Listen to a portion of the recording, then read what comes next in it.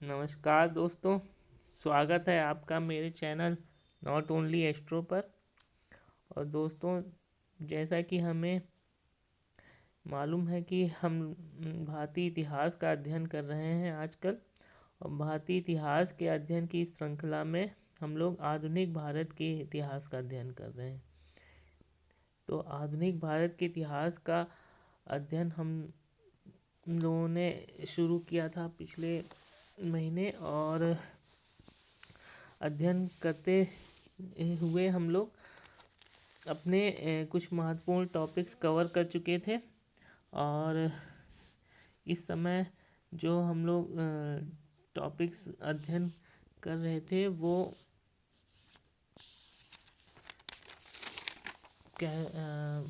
भारत छोड़ो आंदोलन और आंदोलन के बाद की गतिविधियाँ। तो इसमें समानांतर सरकार, ये हम लोग अध्ययन कर चुके थे दोस्तों। अब इसके बाद के टॉपिक्स हम लोग आज अपने इस वीडियो में अध्ययन करेंगे, और बहुत ही इम्पोर्टेंट और रोचक टॉपिक है दोस्तों। तो चलिए आइए शुरू करते हैं अपने इस वीडियो में सुभाष चंद्र बोस और आज़ाद हिंद फौज का अध्ययन। दोस्तों, सुभाष चंद्र बोस जैसे व्यक्तित्व से सभी लोग परिचित हैं। मुझे कुछ खास इनके बारे में भूमिका बनाने की ज़रूरत नहीं है। फिर भी जो है मैं आपको इनका कुछ इंट्रोडक्शन दे देता हूँ। सुभाष चंद्र बोस जी का जन्म, जो हमारे स्वतंत्रता संग्राम के बहुत महत्वपूर्ण नेताओं में से एक थे, उनका जन्म 23 जनवरी सन 1897 ईस्वी को वर्तमान में उड़ीसा राज्य के कटक जिले में हुआ था। और कटक नामक जगह पर हुआ था। कटक जो उड़ीसा में पड़ता है। और उस समय तत्कालीन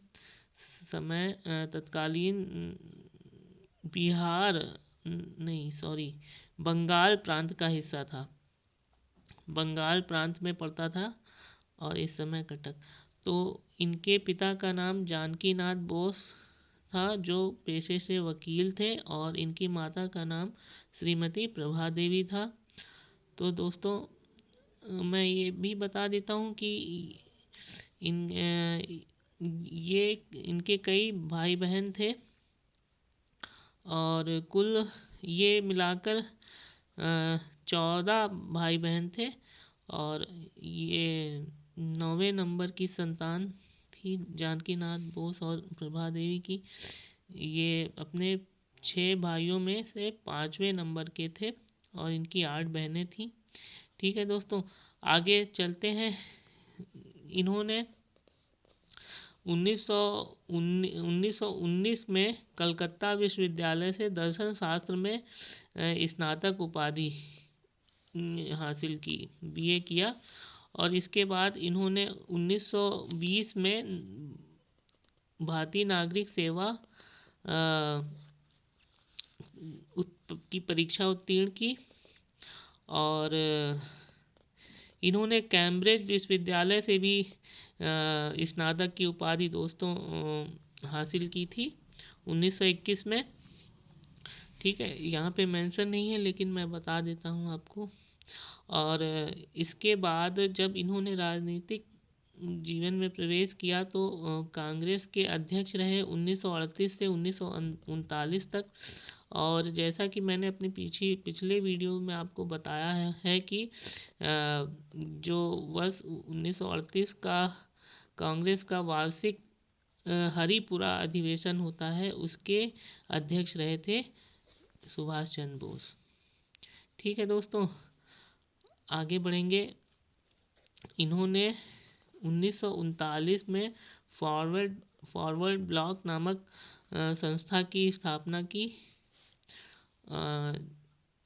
फॉरवर्ड ब्लॉक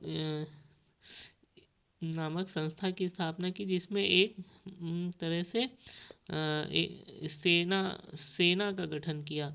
ठीक है दोस्तों, आगे हम लोग बढ़ते हैं।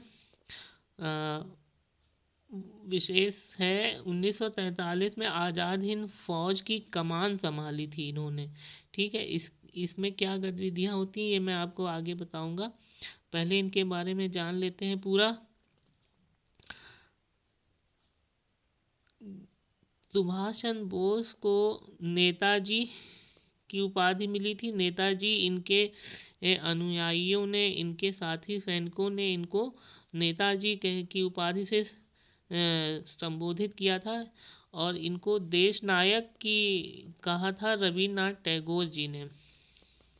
गुरुदेव रविन्द्रनाथ टैगोर जी ने सुभाष चंद्र बोस जी को देश नायक की उपाधि से मनोनीत किया। इसके बाद देशभक्तों का देशभक्त कहा था महात्मा गांधी ने। महात्मा गांधी ने इनको देशभक्तों के देशभक्त की उपाधि दी। इसके बाद हम देखते हैं इनका प्रसिद्ध नारा था, तुम मुझे खून दो मैं तुम्हें आज़ादी दूंगा, सभी लोग जानते होंगे। और दिल्ली चलो, दिल्ली चलो भी इन्होंने कहा था।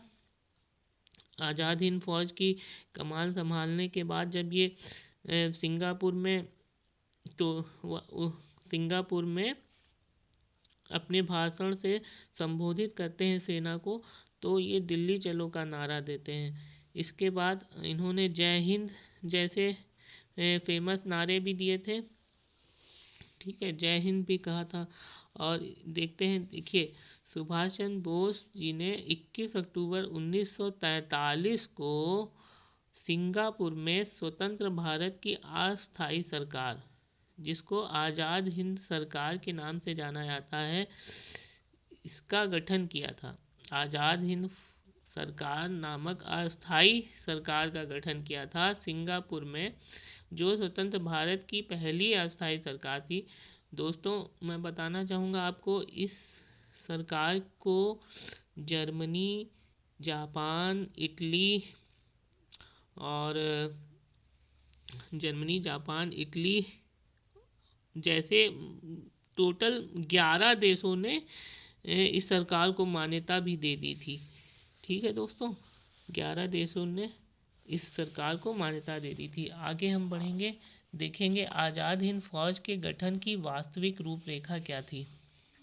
ठीक है, आगे बढ़ते हैं। देखिए, इंडियन नेशनल आर्मी व्यावहारिक रूप से सैन्य इकाई के रूप में, थोड़ा सा मैं यहाँ पर बता देना चाहूँगा दोस्तों, रास बिहारी बोस और कैप्टन मोहन सिंह द्वारा 1942 में इंडियन नेशनल आर्मी का गठन किया जाता है।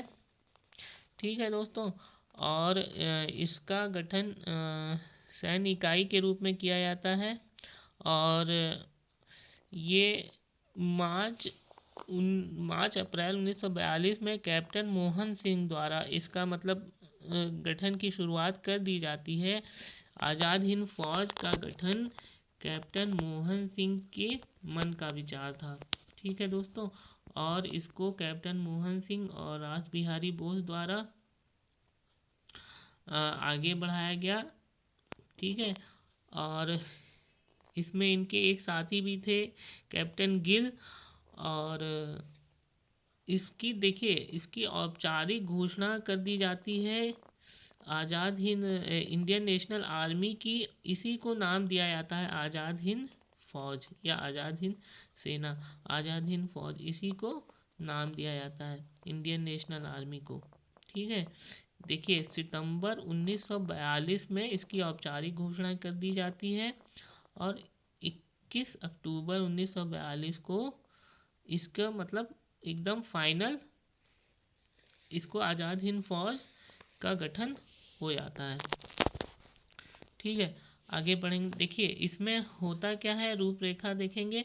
जून 1942 में, ये वही 14 से 23 जून 1942 के बीच, ठीक है दोस्तों, याद रखिएगा 14 से 23 जून 1942 में बैंकॉक सम्मेलन प्रस्ताव बैंकॉक सम्मेलन होता है और उसमें प्रस्ताव प्रस्तुत किया जाता है। ये सम्मेलन यही रास बिहारी बोस, मैंने अपने पिछले वीडियो में बताया, जब मैं रास बिहारी बोस के बारे में बता रहा था तब मैंने बताया था कि बैंकॉक सम्मेलन 14 से 23 जून 1942 को रास बिहारी बोस द्वारा किया जाता है। इसमें कैप्टन मोहन सिंह और इनके साथी भी थे और इसमें प्रस्ताव पास होता है काउंसिल ऑफ एक्शन और प्रतिनिधित्व समिति, इन दो समितियों का गठन किया जाता है। ठीक है, इस प्रस्ताव से के तहत काउंसिल ऑफ एक्शन और प्रतिनिधित्व समिति, दो समितियों का गठन किया जाता है और इनको ये दायित्व दिया जाता है। प्रदत्त दायित्व क्या थे इन दोनों समितियों के? काउंसिल ऑफ एक्शन और प्रतिनिधित्व, इनको ये दायित्व दिया जाता है कि जो इंडियन इंडिपेंडेंस लीग दोस्तों, इसका गठन भी रास बिहारी बोस द्वारा किया गया था जून 1942 में। और इंडियन इंडिपेंडेंस लीग का गठन भी किया गया था।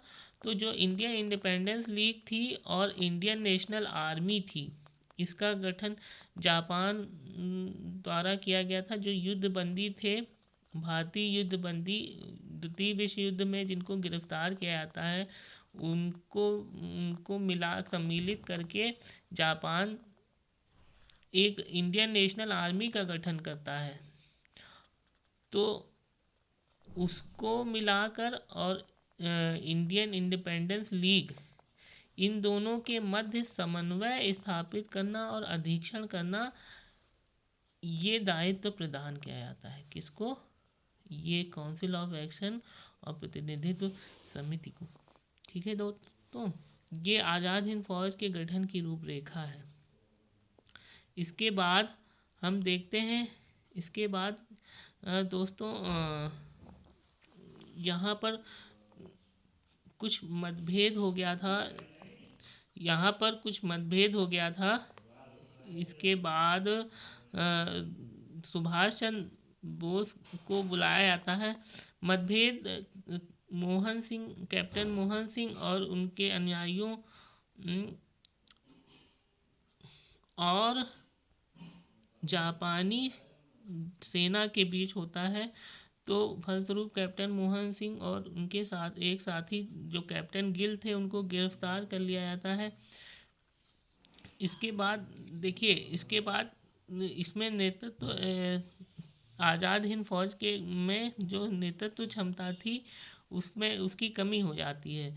तो रास बिहारी बोस द्वारा सुभाष चंद्र बोस को बुलाया जाता है और सुभाष चंद्र बोस जब सिंगापुर पहुंचते हैं, इसमें मैं आपको भूमिका बता देना चाहता हूं। सुभाष चंद्र बोस ने जर्मनी में बर्लिन में इंडियन लीग नामक एक संस्था, एक सैन्य इकाई की स्थापना करी थी, जिसको जर्मनी रूस के विरुद्ध युद्ध करने में उसका प्रयोग करना चाहता था। तो इससे सुभाष चंद्र बोस सहमत नहीं हुए और वो जर्मनी छोड़कर सिंगापुर, दक्षिण पूर्व एशिया के लिए चल पड़ते हैं। एक पनडुब्बी द्वारा सिंगापुर पहुंचते हैं और सिंगापुर में रास बिहारी बोस उनको कमान सौंप देते हैं आज़ाद हिंद फौज की। ठीक है, तो 4 जुलाई 1943 को सुभाष चंद्र बोस द्वारा इंडियन नेशनल आर्मी का नेतृत्व ग्रहण किया जाता है। ठीक है, ये इंडियन नेशनल आर्मी, यही देखिए लिखा हुआ है नोट में, देखिए सुविधा के लिए इसे द्वितीय इंडियन नेशनल आर्मी की संज्ञा भी दी जाती है। इसे ही हिंदी में आज़ाद हिंद फौज कहा जाता है। ठीक है, ये जो इंडियन नेशनल आर्मी है, इसे ही आगे जाकर आज़ाद हिंद फौज की संज्ञा दी जाती है, आज़ाद हिंद फौज का नाम दिया जाता है। ठीक है, तो 4 जुलाई 1943 को सुभाष चंद्र बोस जी ने इस नेतृत्व ग्रहण किया था, मतलब इसके सर्वे सर्वा सर्वोच्च कमांडर बन जाते हैं। और 5 जुलाई 1943 को जब ये अपना अभिभाषण देते हैं सेना को, तो उसमें ये दिल्ली चलो का नारा देते हैं सुभाष चंद्र बोस। ठीक है दोस्तों, तो इसके बाद दोस्तों होता क्या है, इसके बाद 1943 5 जुलाई 1943 के बाद इनको जब कमान सौंप दी जाती है, तो ये कोहिमा और पलाल क्षेत्र में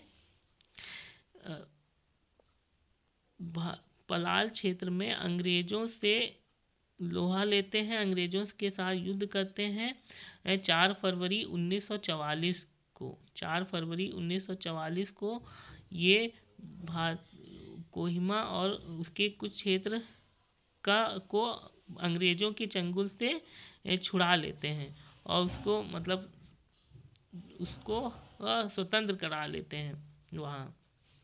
ठीक है, तो उसके बाद ये जो है और भी युद्ध लड़ते हैं। बर्मा वहाँ पे युद्ध लड़ते हैं। रंगून में सुभाष चंद्र बोस एक रेडियो स्टेशन के द्वारा जनमानस को संबोधित करते हैं।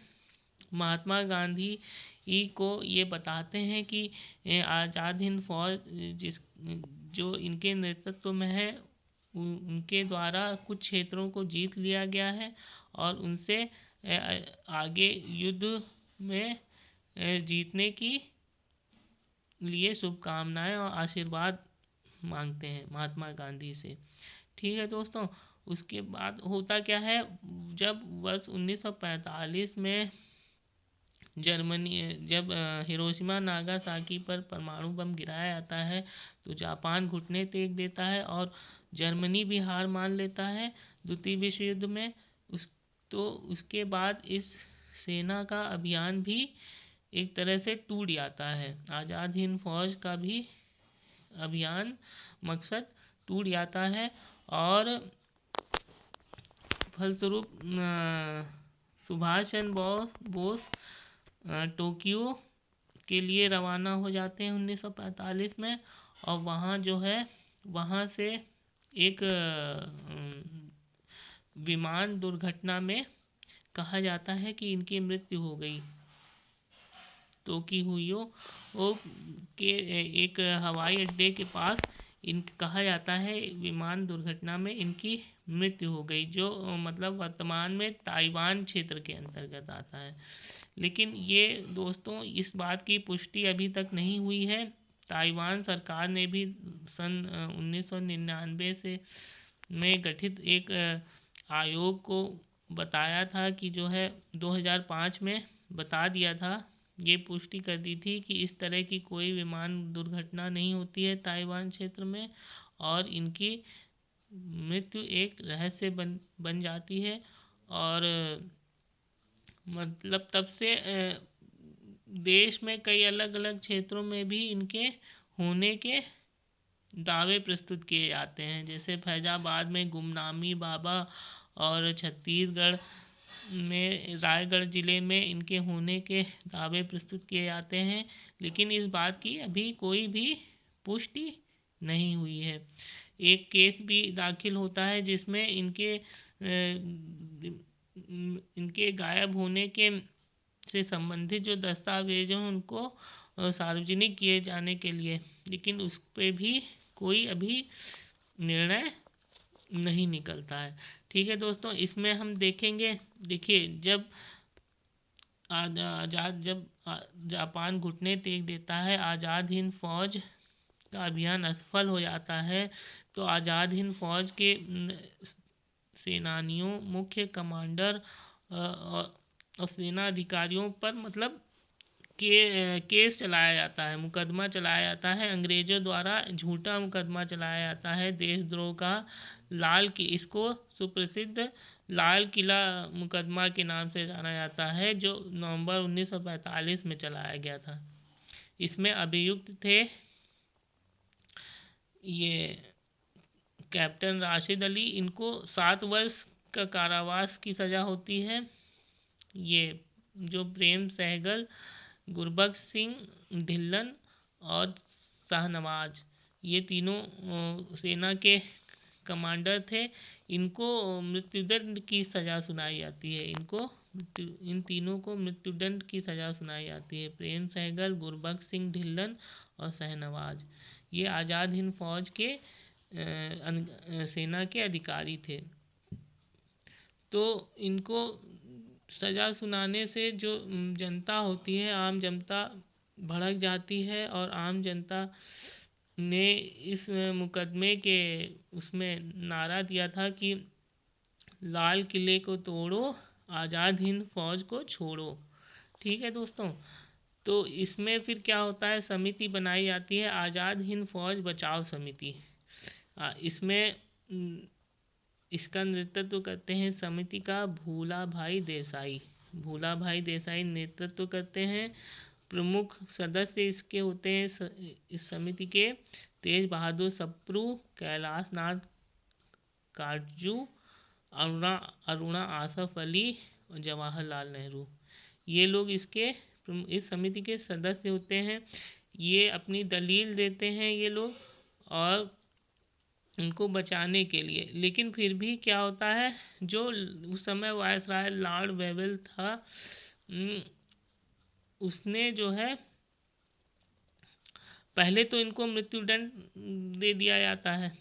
ठीक है, इनकी दलीलों के बावजूद भी आज़ाद हिंद फौज के सेना नायकों को मृत्युदंड दे दिया जाता है, सज़ा सुना दी जाती है।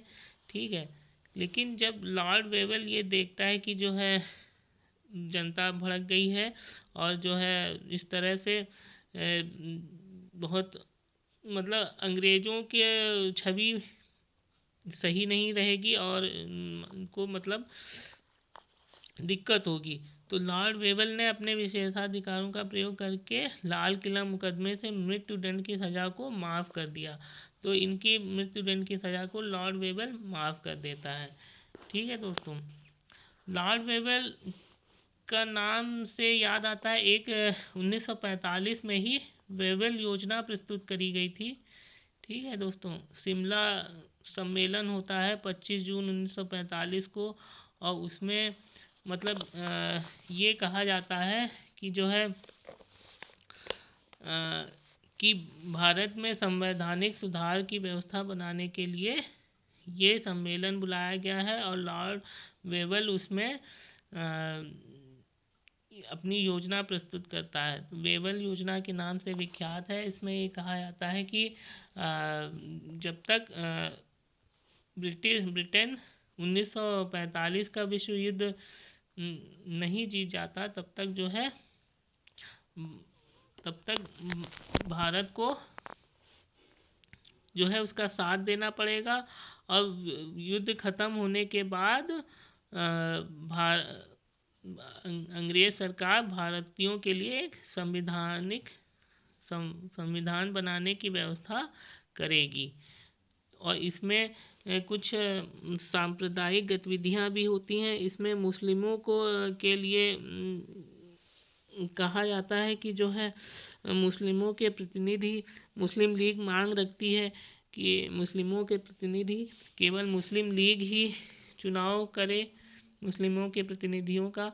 लेकिन कांग्रेस इसमें विरोध करती है। कांग्रेस कहती है कि हमारे यहाँ से जो प्रतिनिधि जाएंगे वो सभी संप्रदायों के होंगे, तो ऐसा नहीं कि हम मुस्लिम प्रतिनिधियों को नहीं भेज सकते।